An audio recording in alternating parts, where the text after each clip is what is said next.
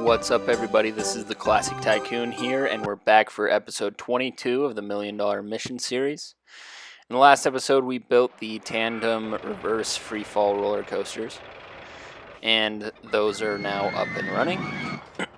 And today, I wanted to build another tandem roller coaster. I think they're a lot of fun to build. And I want to give you guys an example of something a little bit more complicated than just two straight line roller coasters. If we look at our expenses here, we're doing really well as far as our ride ticket revenue. And yeah, we're making a lot of extra money, especially since we're doing so much building. Yeah, it's been great. Guess 2708. It's been a little bit difficult keeping those guys up. But right here you can see I'm hiring handymen, and I actually like to do this a little bit later in the parks. It's where I'm going to hire a bunch of handymen that will actually mow the grass. And it'll make the park look a lot better once they start dispersing throughout the park. So I'm literally going to hire 50 handymen that will mow grass. I'm also going to leave on everything else that they do, so they'll still be sweeping up footpaths and stuff, but they'll start cleaning up a lot of the park, and you can see they're already getting to work right there. So maybe in a future episode we'll see all of the work that they do. But yeah, I'm thinking right here next to the previous roller coasters, and I'm thinking some wooden roller coasters because these are really pretty easy to build tandem roller coasters of, side by side, synchronized, whatever you want to call it. So we'll start with one, and this is going to be the outside roller coaster of the two.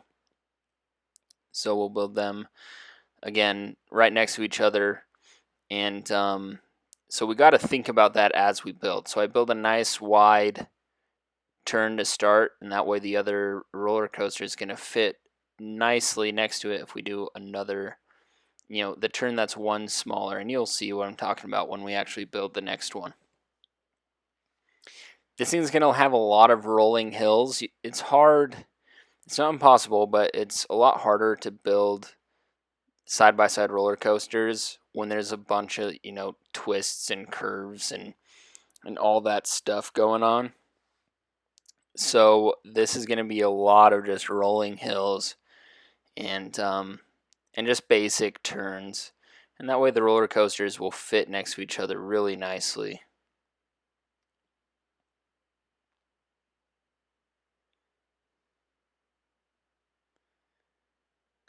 You can see nothing too complicated going on right here.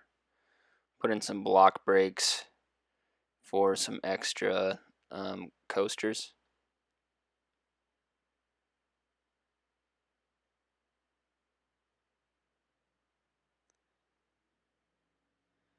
Some more hills, and you can see right here I do a turn, and I'm thinking about the size of these turns, mind you, so that the other roller coaster will fit around them.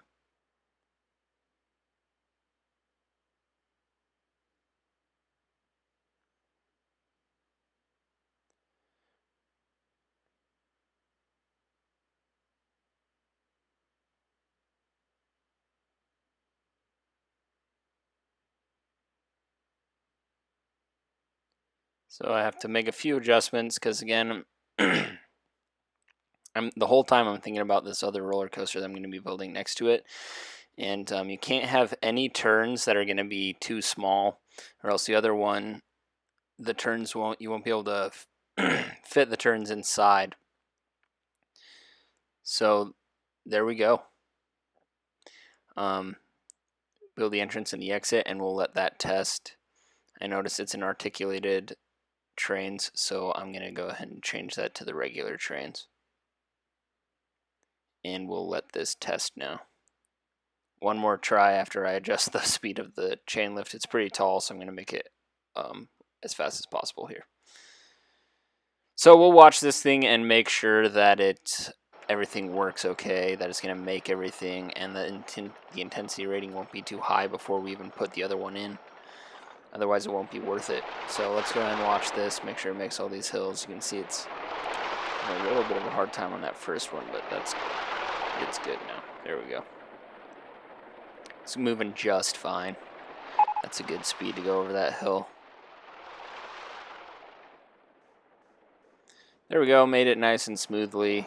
I don't think the rest of the ride will be a problem. Those first few hills were the only ones that I was even a little bit concerned about. So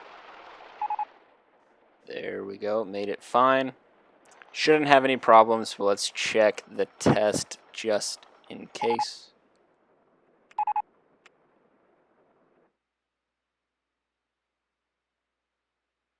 Nothing in the red, so it should be good to go.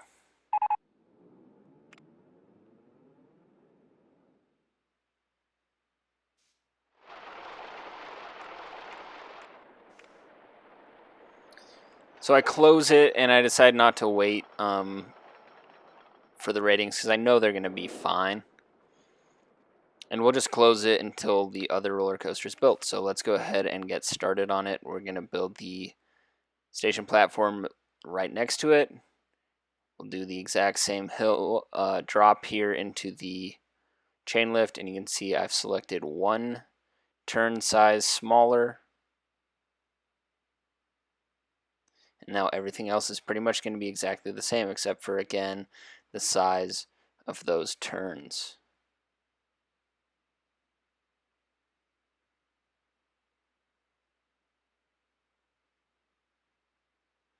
And you'll see this will fit nice and snug inside here. Based on how fast the other roller coaster was going, I don't think that small of a turn is going to be a problem. So this should be good.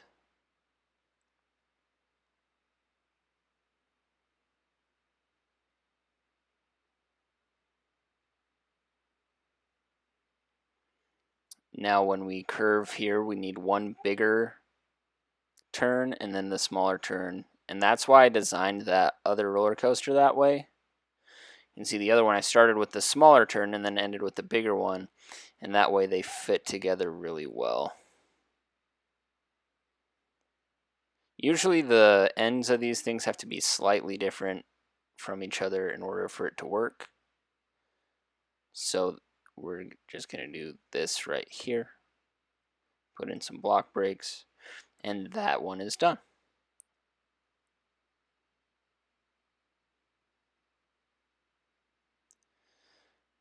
All right. So entrances are fine. We're going to have to go into the settings, or I don't even know what that's called. But where we go to synchronize with adjacent stations, we set that.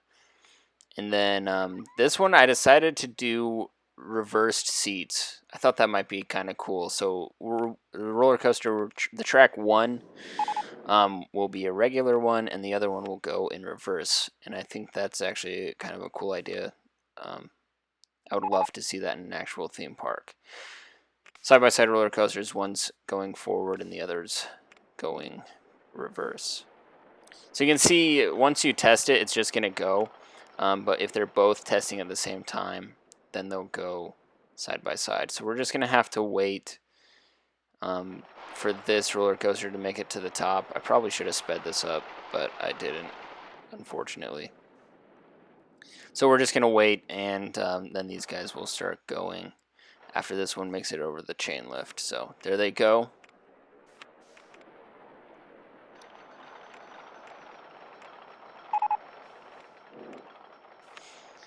Made a couple mistakes. Oh yeah, I'm changing how many trains there are. That's what it is.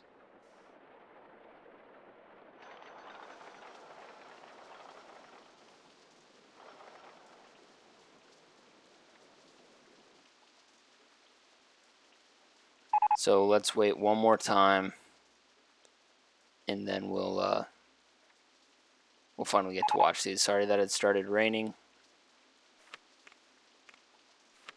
Should clear up quickly, though. All right, now here we go. So right off the bat, you can see that track 2 is a little bit ahead of track 1.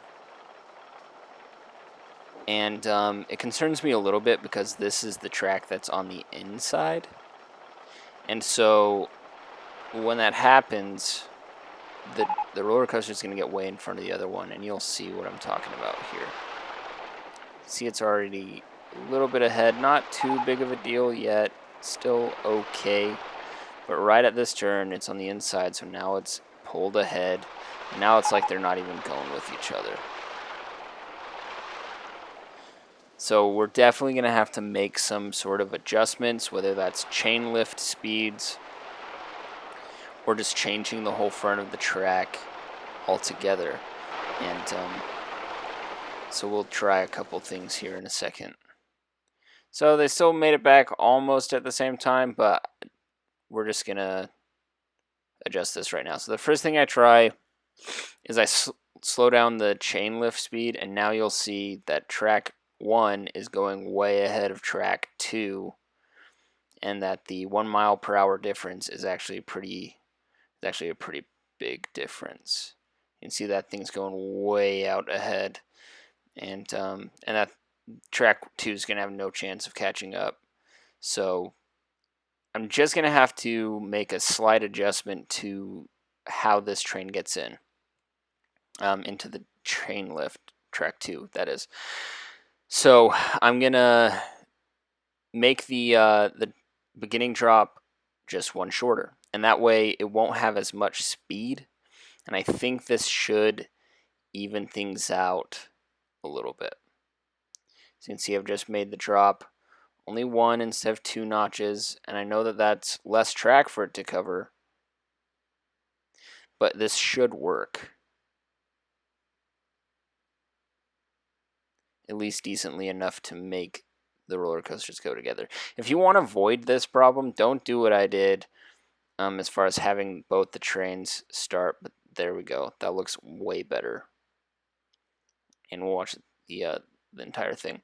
But like I was saying, if you want to make this work more smoothly, have the station platforms start side by side and then go directly in to the chain lift hill rather than having a drop and a turn, because that makes it a lot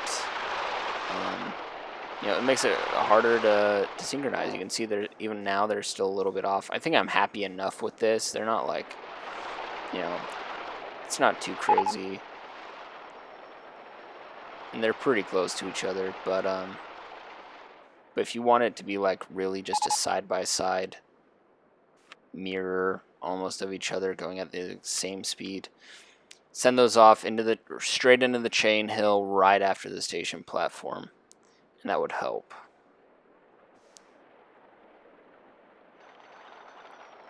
So let's just wait here for Roller Coaster 2's ratings to come in. We'll compare the two, even though these actually end up changing after we put in the sidewalks and all that. Roller Coaster 2 is going to have a higher intensity rating because, again, they're going in reverse, and the nausea rating's higher, and the excitement rating is going to be a little bit higher. So that's the reason for that. Let's go ahead and put in all of our pathways here.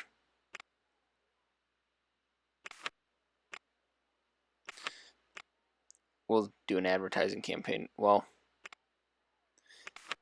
I noticed that our guests, they went up a little bit from the beginning of the episode, but we need these advertisement campaigns going, or else we're going to be losing guests. Because we're just at that point where it's hard to maintain how many guests you have unless you just advertise all the time.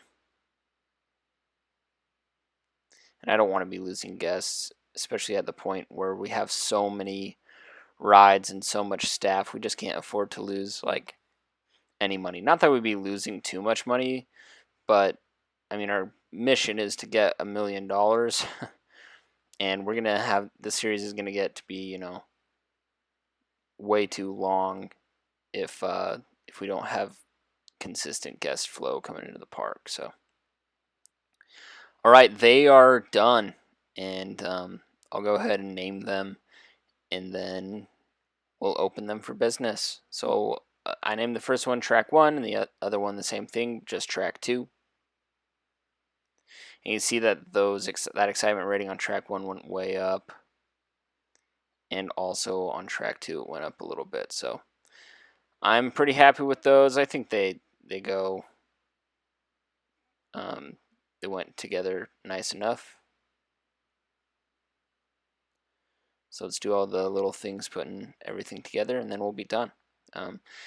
Thanks so much for watching this episode, guys. The support on the channel over the last week has gone up exponentially. I'm still very small, obviously. I mean, very, very small. But everything's been great, guys. Please continue to like and comment on my videos. It helps a ton. I'll see you guys in the next one.